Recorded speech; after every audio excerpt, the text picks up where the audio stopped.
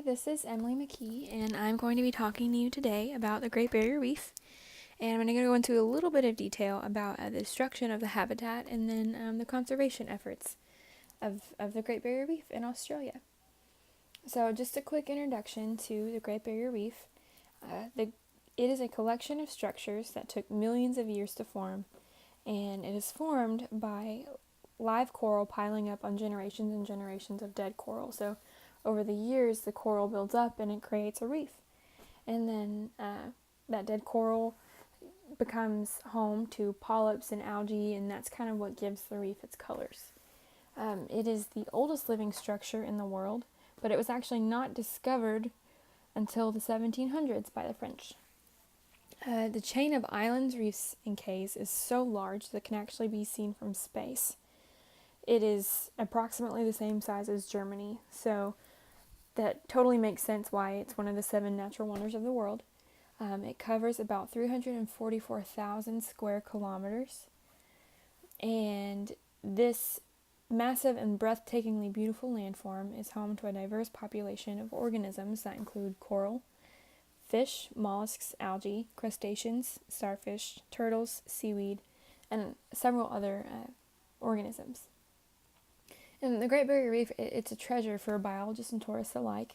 A lot of people are coming to visit the reef, and it actually brings billions of dollars in revenue to Australia. It's estimated to bring between 5 and 6 billion Australian dollars of revenue. So that is an insane tourist attraction, and it's a big hub of ecotourism.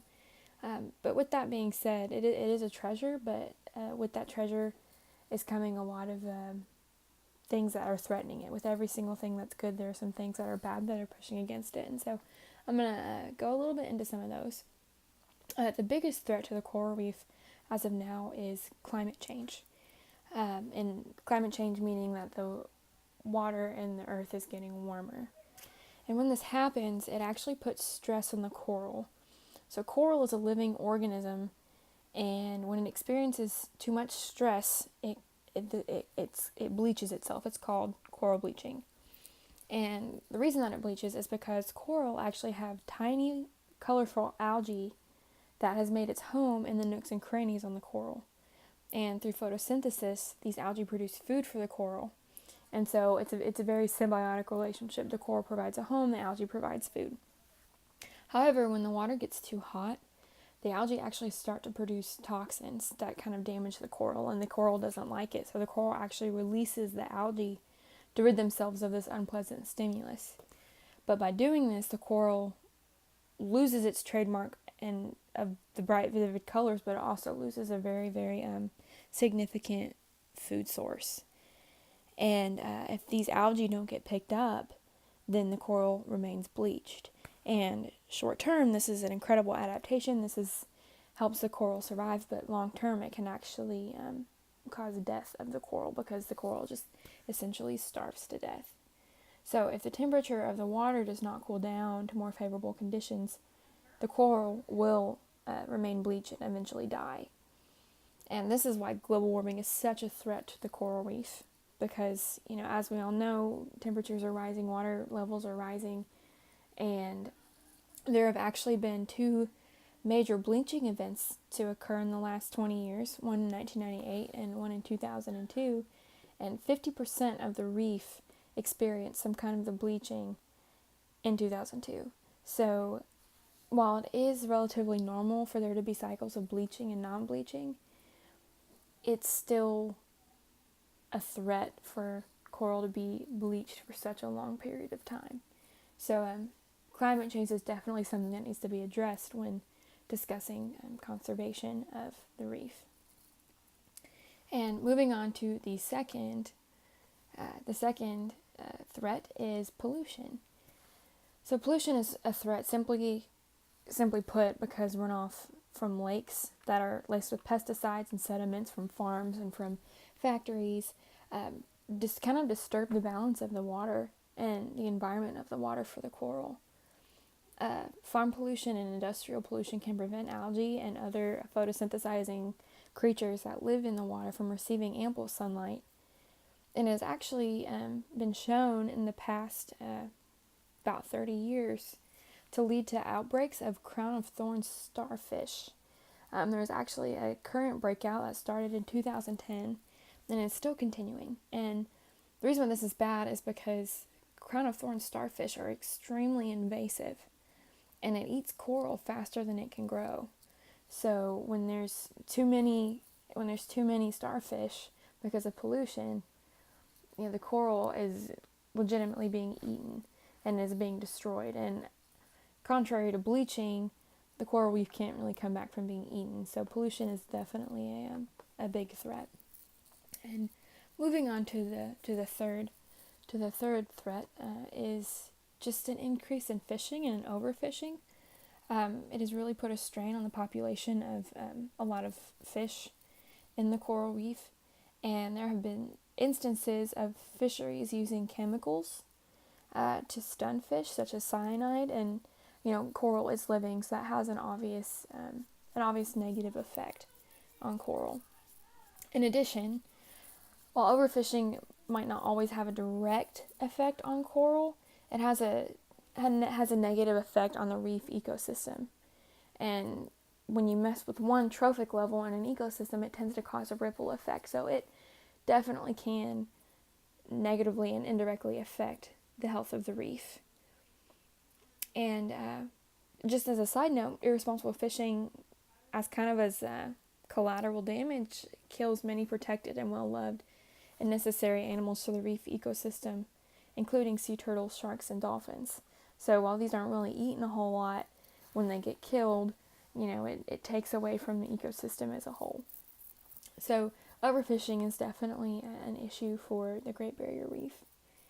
And continuing on to the last threat to the barrier reef is uncontrolled ecotourism.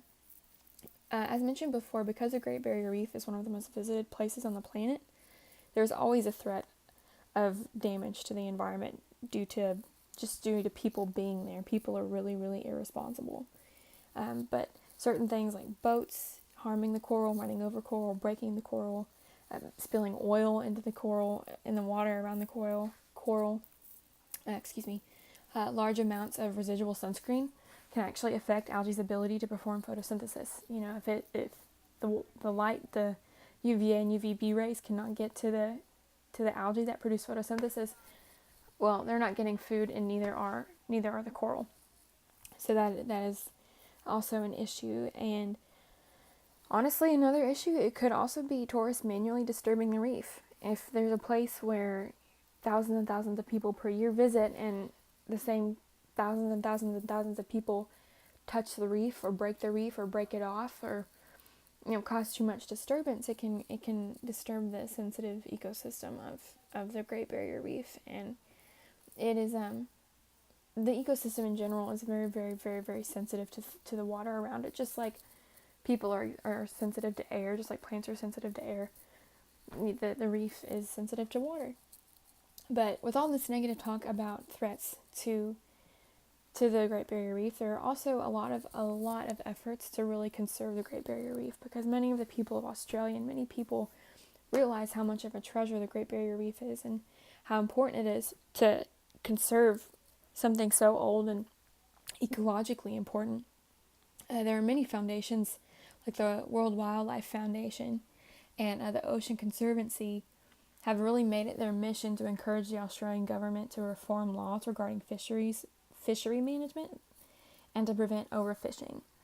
They have definitely lobbied for the Australian government to make laws, and there have actually been several laws passed, not necessarily about fishery management, but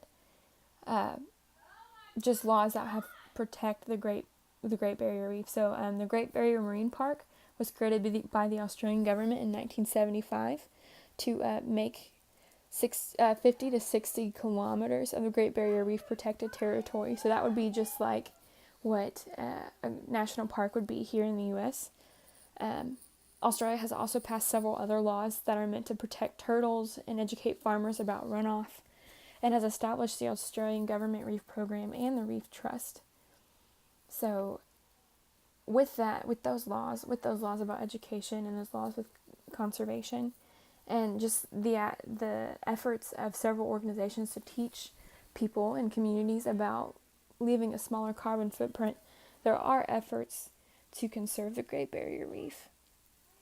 And many tourism groups as well have made many tourism groups themselves have made efforts to control the crown of thorns starfish population, and have really made efforts. I know personally when we went, many of the people who were on the Ocean Spirit cruises were very, very keen about making sure we didn't disturb the coral and didn't disturb that ecosystem. So everybody in Australia is trying to do their part to make sure the Great Barrier Reef stays safe and healthy.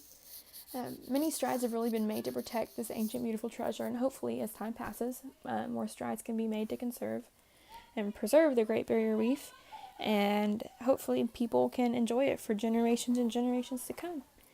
Thank you so much. I hope you enjoyed my presentation on the Great Barrier Reef.